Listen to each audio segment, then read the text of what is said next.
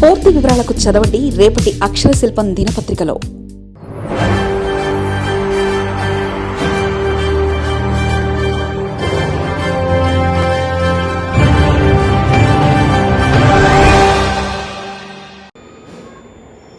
అయోధ్యలో అపచారం, రామమందిర విరాళాల అక్రమాలపై భక్తుల దిగ్భ్రాంతి, సిట్ దర్యాప్తులో వెలుగు చూస్తున్న సంచలన నిజాలు. ప్రతిరోజు లక్షల్లో గోల్మాల్, సామాన్యుల నుంచి కోటీశ్వరులుగా మారిన నిందితులు, కైంకర్యమైన 5 కోట్ల విలువైన బంగారు రామచరితమానస్, చేతులు కాలాక ఆకులు పట్టుకున్న ట్రస్ట్. శతాబ్దాల చరిత్ర, దశాబ్దాల వివాదాలు, కోట్లాది మంది హిందూ భక్తుల సుదీర్ఘ నిరీక్షణ తర్వాత అయోధ్య రామమందిరం సాకారమైంది. పరమ పవిత్రమైన భక్తి విశ్వాసాల నడుమ అత్యంత వైభవంగా రూపుదిద్దుకున్న అయోధ్య శ్రీరామచంద్రుడి ఆలయంలో వెలుగు చూసిన విరాళాల అక్రమాల ఉదంతం దేశవ్యాప్తంగా తీవ్ర సంచలనం రేగిస్తుంది. వేల ఏళ్ల నాటి పవిత్రమైన చరిత్రకు మచ్చ తెచ్చేలా, వందల ఏళ్ల భక్తుల నిరీక్షణ అవమానించేలా కొందరు అక్రమార్కులు రాముడి సొమ్ముని యథేచ్ఛగా కాజేశారు. మందిర నిర్మాణానికి దేశంలోని మారుమూల గ్రామాల నుంచి సైతం భక్తులు ఎంతో శ్రద్ధతో భక్తిభావంతో సమర్పించిన కానుకలు, విరాళాలు ఇలా పక్కదారి పట్టడంపై ప్రజల్లో తీవ్ర ఆగ్రహావేశాలు వ్యక్తమవుతున్నాయి.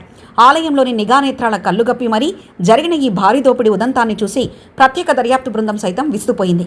కేవలం 2 ట్రస్టు సభ్యుల రాజీనామాలను ఆమోదించినంత మాత్రాన భక్తుల మనోభావాలను దెబ్బతిన్న ఈ మహా అపరాధానికి పరిహారం దొరకదని, బాధ్యులపై కఠిన చర్యలు తీసుకోవాలని సర్వత్రా డిమాండ్ వ్యక్తమవుతుంది. ఈ మహాకుంభకోణంపై దర్యాప్తు చేస్తున్న ప్రత్యేక బృందం విచారణలో తవ్వుతున్న కొద్దీ విస్తుపోయే నిజాలు గుట్టలుగా బయటపడుతున్నాయి. నిన్నటి వరకు సాధారణ జీవితం గడిపిన కొందరు వ్యక్తులు రాముడి సొమ్మును తేరగా తిని కళ్లు మూసి తెరిచేలోగా కోటీశ్వరులుగా మారిపోయారు.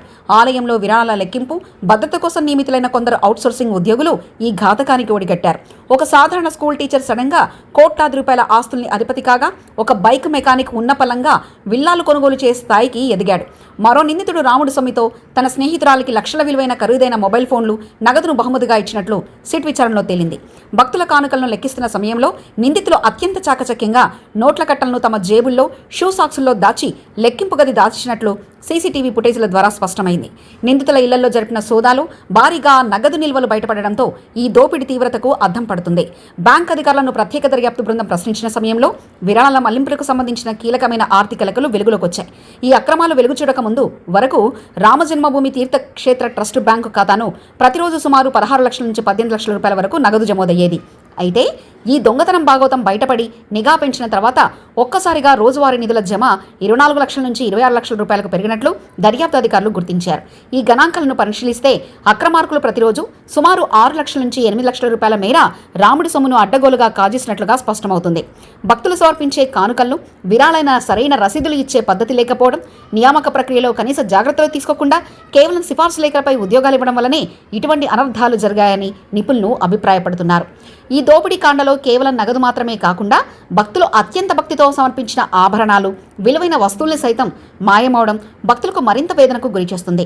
కేంద్ర హోంశాఖ మాజీ కార్యదర్శి ఎస్ లక్ష్మణనారాయణ 2024 ఏప్రిల్ మాసంలో అయోధ్య బలరాముడికి సమర్పించిన సుమారు 5 కోట్ల రూపాయల విలువైన బంగారు రామచరితమానస్ గ్రంథం కూడా ప్రస్తుతం ఆలయంలో కనిపించలేదు. బంగారు పూతతో, వెండి మరియు రాగి కలయికలతో రూపొందించిన 522 పేజీల ఈ పవిత్ర గ్రంథం దాదాపు బరువు 147 కిలోలు ఉంటుంది.